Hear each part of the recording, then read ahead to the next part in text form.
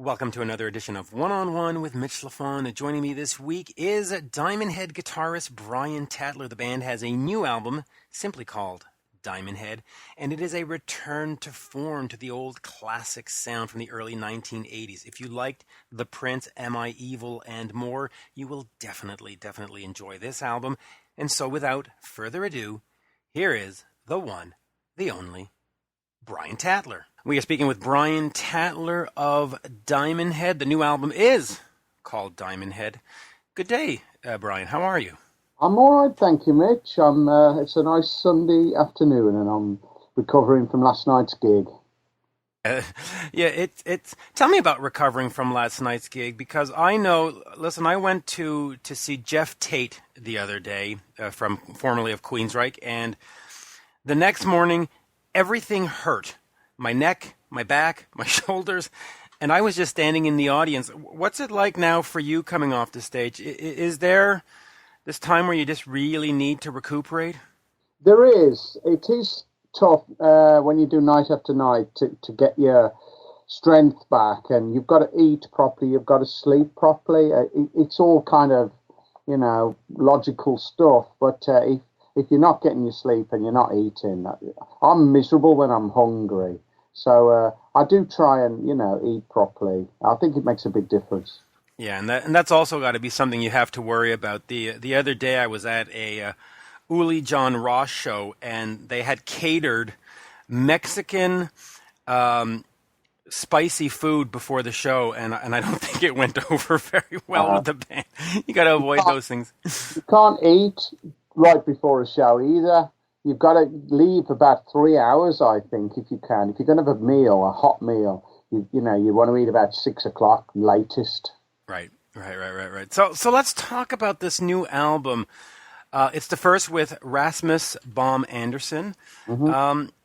Tell me about the sound. Well, in fact, tell me about Rasmus. How did you come across, after Nick left, how did you come across Rasmus, and how did you think, yeah, this is the guy for my band? Okay. I got I got hold of Rasmus through our bass player Eddie. We kind of had the conversation. We said we need to find a singer who lives in the UK, really, because our last singer emigrated to Brisbane in 2008, making it very difficult to get together and write or record or anything like that. So yeah, we asked around, and we found a few guys who were interested, and through a friend of Eddie's, this girl said, "I know a good singer. His name's Rasmus Bom Andersen, and he's Danish, and you should try him." So that was that. So we got his contact details, sent him a backing track which he sang on, an old Diamond Head song called "To Heaven from Hell," and I thought it sounded great. I thought he wasn't struggling or straining to reach notes or hold notes.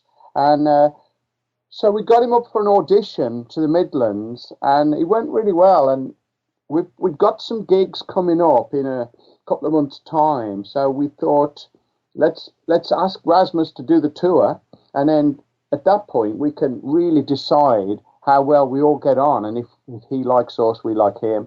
And take it from there, really. So during the tour, we offered him the position, really. Would you like to be the singer? And he gratefully accepted. So it's all come from there.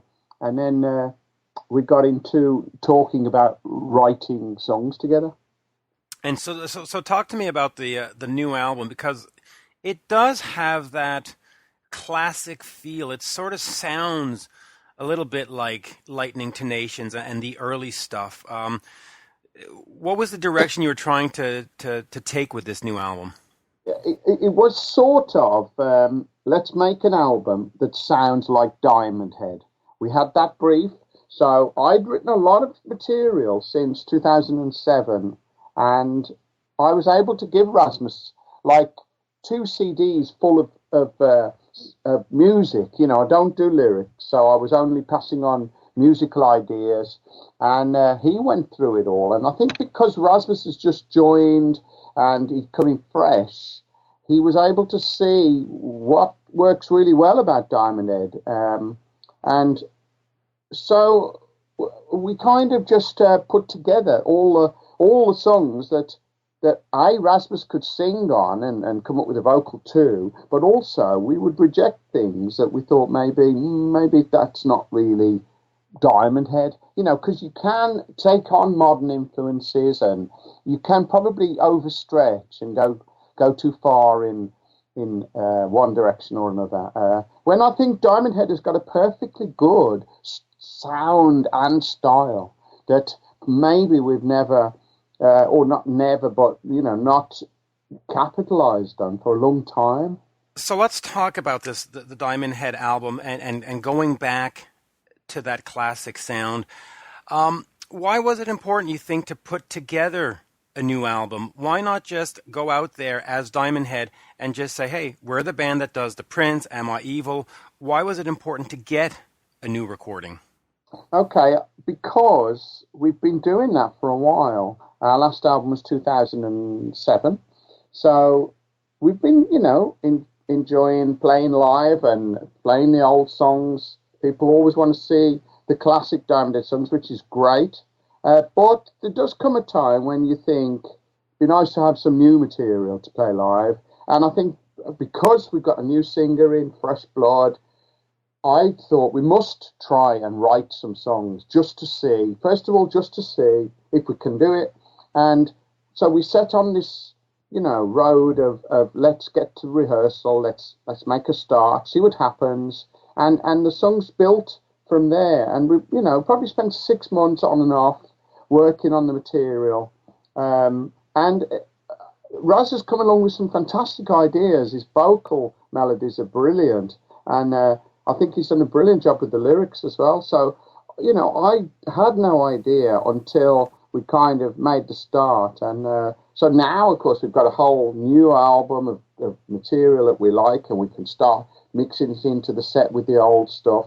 And it's going down really well. The feedback for the album's been brilliant, and the reviews have been outstanding. Some of the best reviews of my career. So we've obviously done something right here, and people are picking up on it, and I'm really surprised, but very grateful.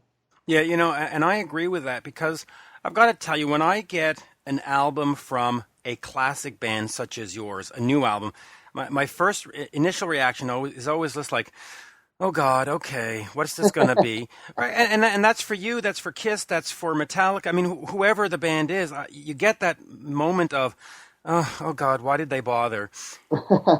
And I put it on, and I swear to you, I listened from the first song to the last song. I didn't do 2 songs and came back after lunch, or 3 songs and come back after. I just went the whole way through, and it was just like, oh, okay, this is a statement. Right. And so congratulations on it, because it really is something that once you put it on, you better have 45 minutes to spare, because you're going to have to sit through the whole thing. Great, that's a lovely compliment. Thank you very much. Yeah. I'm glad you like it. So let me talk a little bit about the past also. We mentioned Lightning to the Nations, which is sort of the album. Metallica has taken The Prince, Am I Evil, It's Electric, Helpless, and covered those. What was your memory of that album, and how is it that a band like Metallica took those songs and made them so much bigger, and then Diamond Head itself, you couldn't get to that next level with these songs? That's a tough question to answer. There's a lot there's a lot of information needed to kind of answer that question. I mean, my memories of the album are it was all recorded and mixed inside of a week, and it was just pretty much the cream of the material that we've been writing for the past 4 years. So we just picked the stuff that worked best live and pretty much recorded it as almost live, just with maybe overdub a guitar, overdub the vocal. So there wasn't a lot of production or trickery going on. Then, as the Diamond Head, got signed. We released a couple more albums, but then the band fell apart in 1985.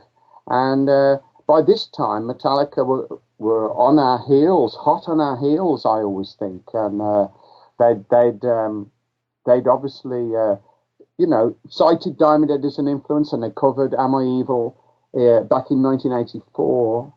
But, I mean, there's all sorts of reasons why Diamond Head didn't become huge, and Metallica did. So it's not just about if you're a good band, you can be good, you can have talent, but that doesn't guarantee you're gonna be successful. You need kind of everything in place: the right management, the label, the agents, and I don't think we had the right people around us, and even so, maybe I sometimes think Sean Harris, the singer, was the best thing and possibly the worst thing about Diamond Head, because it became so difficult to work with, and the changes that we went through and all that, where some bands hit on a style with album one and just go, and I think we kept experimenting and we weren't consistent, and I think we probably confused a lot of people, and of course we never toured America. That doesn't help. So the first time Diamond Head played in America was in 2002, which is just 20 years or more after the event. Yeah, in fact, that's what I was going to get to next is America, because after, the new wave of British heavy metal moved on, success was found in the United States. Def Leppard, Judas Priest, all those UK bands. Whereas in the UK, it was Duran Duran, Human League, Culture Club. Absolutely. Why didn't you make the leap over here? Because whether it's in arenas or, opening for somebody or even the club scene, America from 1983 to 89 was the place to be for heavy metal. Yeah. Well, I can only, presume the management didn't get it together. I think they seemed to concentrate on England, because we're from England and we got bigger in England. But I don't think they had a clue how to tour America. And I do remember there was an agency involved at one point, and they offered us something like 100 dates, but we didn't do it. And one of the things I heard was that Sean wanted his entourage. He wanted his girlfriend to come along and do his hair, and he wanted his brother to be the tour manager, and his nephew to be the guitar tech, and it was like a family, like the Sean Harris clan, we used to call it. So I don't think you can afford to do that. You can't afford to tour America at that level if it's your first tour. You're not, you hear of stories of bands like the Police where they would tour with the three guys and one roadie, and he would drive the van and he would do the sound or something, and we didn't even entertain that idea. That's probably what we should have done the clubs, cheap and cheerful, but I don't think the management could grasp that concept. So we didn't do it. We just, in hindsight, that's what we should have done. Which is a bit of a pity. And I've spoken to other bands that are from the UK that were active at that time, and they all said one after the other, well, we had to hire American management. We had to hire American management. Was there ever a thought of hiring American management or having two managements, one for Europe and one for the States? I think partly I'm probably 21 at this point, and I don't know anything about the music business. I've never done it before, so I don't even know what publishing is. So I think, the management made a lot of mistakes because they'd never managed a band before and they were learning on the job.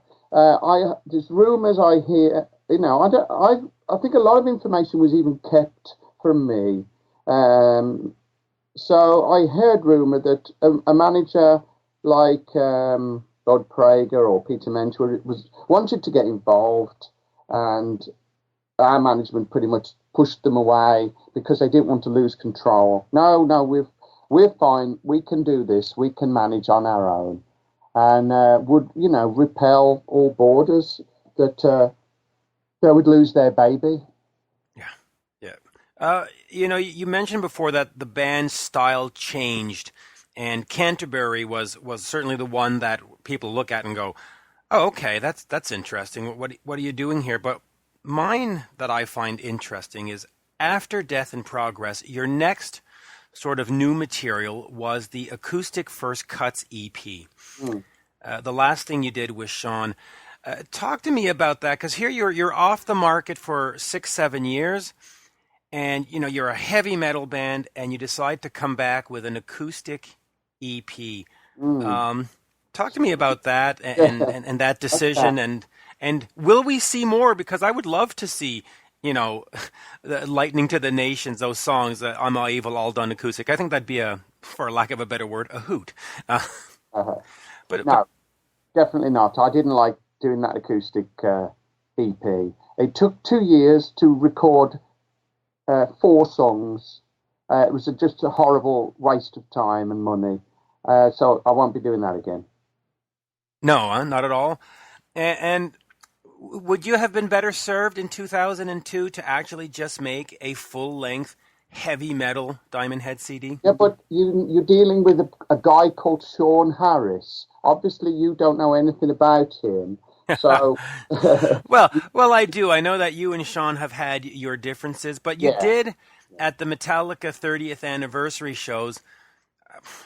I make up with him, I guess is the word, or share a stage with him, perhaps is more apropos. Yeah, Um, we shared a stage together because we were invited by the biggest heavy metal band of all time to play 4 songs that they've covered of ours. So if they're going to fly you over and put you up in a nice hotel, how can you refuse? right, and so how was that standing on stage with him? um, I just wanted to get it right, really. I thought, well, Okay. we've got one chance to play these songs with Lars and Co. And I just wanted to make sure I didn't do a bad job. So, Sean was left to his own devices and I concentrated on mine, really. And it seemed to have worked out. Yeah, it was good fun. It was great to do. It's great to be invited and, nice, very nice. Outside of Diamond Head, you've made 3 albums with a band called The Quill, or just simply Quill. Yeah, Um, Quill. Somewhat more, a little more experimental, and it has you on there playing mandolin. Uh-huh. Talk to me about your time with Quill. Well, Quill is just a gigging band, a working band, covers, money, uh, pay your mortgage. When Diamond Head's not functioning, I need to earn money. And I don't want to go and do a 9 to 5 job, really. So I joined a working band that would play 5 nights a week. And we went all over Europe, we went to Israel, did some fantastic gigs. But we made 3 albums, yeah, but it was never going to be, in a Diamond Head way. It was a means to an end, really. Quill. I enjoyed it. Not, lovely people. It's great. Yeah, it was a fun little project. Now, Yeah, yeah. we mentioned Nick Tart before. He left the band because, like you said, he moved over to Australia, and you being over in the UK and trying to get a tour together, it's hard to put a Weekend Warrior set of shows together when another guy is, 18 hours away by plane.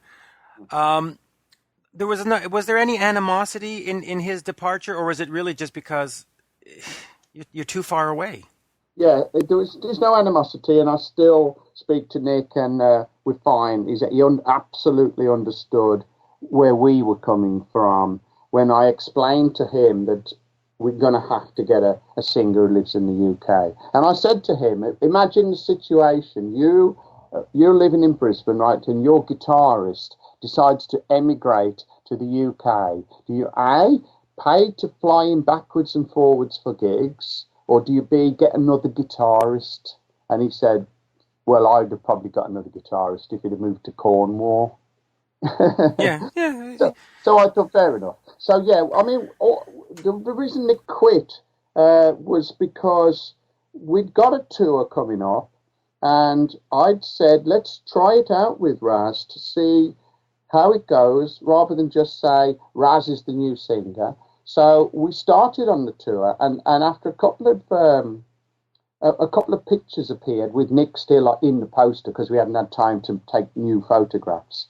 Nick presume people would come to the gig expecting him to be on stage. So we wanted to announce to everybody that he was that no longer the singer in Diamond Head.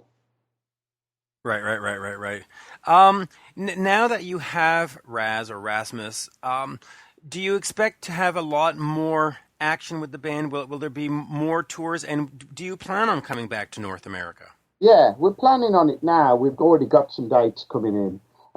This tour is about 25, 26 dates so far, taking us up to mid-October. And then we're looking at November now for North America. So, we've done 3 tours in the past 5 years, and I think we'll definitely be coming over again. We've really enjoyed, America and Canada seem to want to see Diamond Head, so... Yeah, absolutely. And of course, if you want to play Ottawa and Toronto, just give me a call because I know exactly how to get you set up for those. Okay. Let's finish on Canterbury. The band had gone, the first couple albums, heavy metal, Borrowed Time, and then you decide to go sort of progressive, if that's the term for it.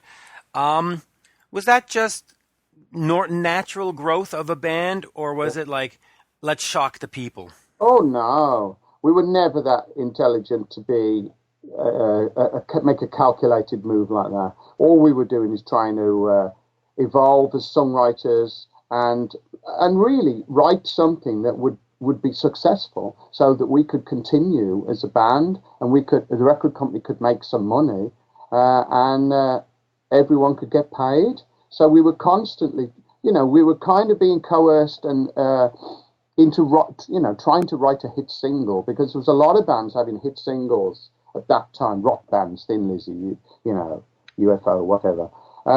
So that was the thing to do. It seemed to be write a hit single, Since You've Been Gone, Boys Are Back in Town, write something like that. And so we'd try, and we couldn't really do it because we always seemed to want to write these big, long epics. And of course, they don't fit the single, chorus format. So it wasn't contrived at all, Canterbury. It just seemed to be where we'd gone. That there's kind of about, most of the material for Light Into the Nations was written around 78, 79. And then by 83, we'd run out of material almost. We'd got 3 songs left over, and then the rest had to be written from scratch. So there'd been a kind of 4-year period between Lightning and Canterbury, and we just seem to have moved quite a long way away from that debut album. And I mean, in hindsight, if we'd have had a business brain, we should have said, look, we have already made a classic album. We just don't realise it.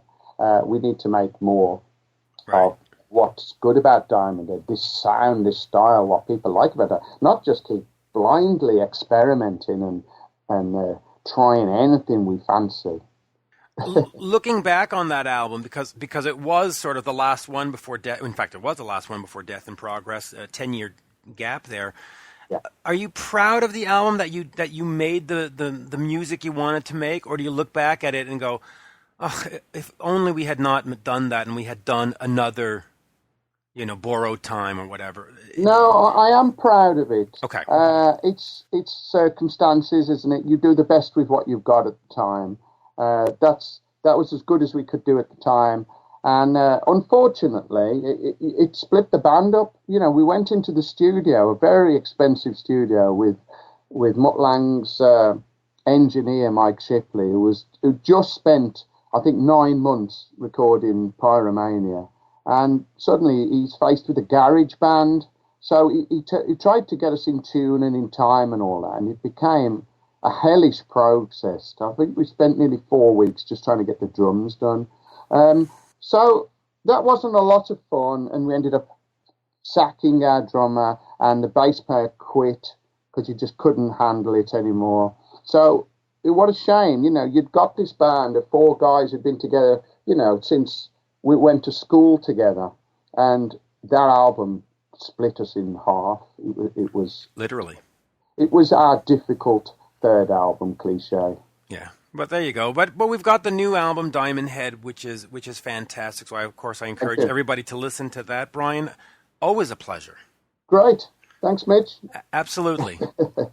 And there you have it, folks, my interview with guitarist Brian Tatler of the band Diamond Head. The new album is simply called Diamond Head. If you love that early metal sound from the 1980s and so on and so forth, you will definitely dig this album. And while you're checking that out, head over to Twitter and check me out at Mitch Lafon, and over to my Facebook page, One-on-One Mitch Lafon. Thank you for listening, and thank you for supporting this podcast. I do have a PayPal account in case you want to support financially to make this worthwhile and happening every week. It is Mitch Lafon. That's my at AOL.com. Mitch Lafon at AOL.com. Thank you. Bye for now.